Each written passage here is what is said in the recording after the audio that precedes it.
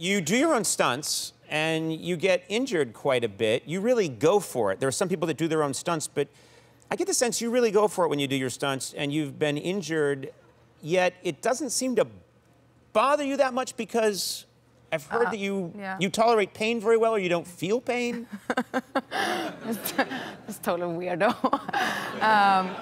Well, I was raised on a farm, and my stepdad is Icelandic, and I think and his mom, they have this kind of way of dealing with life and bodies and pain that is you just kind of ignore it, you get on with it. And I was I grew up on horses. I was always on a horse, and I was thrown off many times, and broken ribs, and bleeding and scratches. Oh my God! And there was stand up, get on the horse again. It's nothing to talk about. So I think my upbringing made me kind of really quite tough. And that's something that is not always I just think good. I think it's okay for your parents to teach some kind of stoicism, and I don't want to step in here and intervene in any way, but I think if a child falls off a horse and has broken ribs and blood is shooting out, the correct response might not be, get back on that horse, ride to town and get us some chestnuts. Well, I don't know, I just threw that in for color, you know? Now, you have a son. Oh, yes. Okay? What happens when he gets hurt? Yeah, Have you ever had the experience where you've tried to tell him to walk it off, pal? Yes.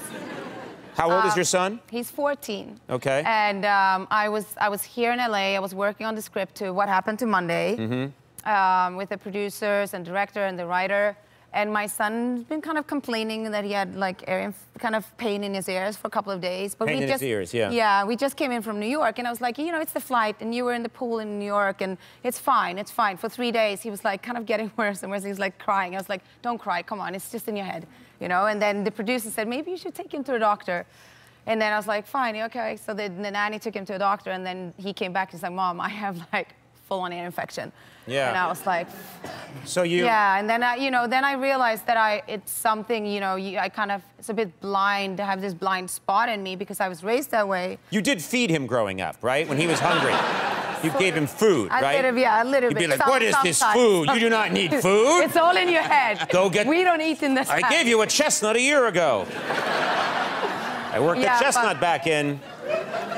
But I think, it's kind of, sometimes it's an eye-opener for you because it's easy to just carry on with, the way you were raised. Yes. It becomes normality for you, and then, so it's his party trick now. It's once my mom, I had, burst eardrums, and my mom didn't take me to the doctor. Yeah. So he tells this, his party trick story. Right.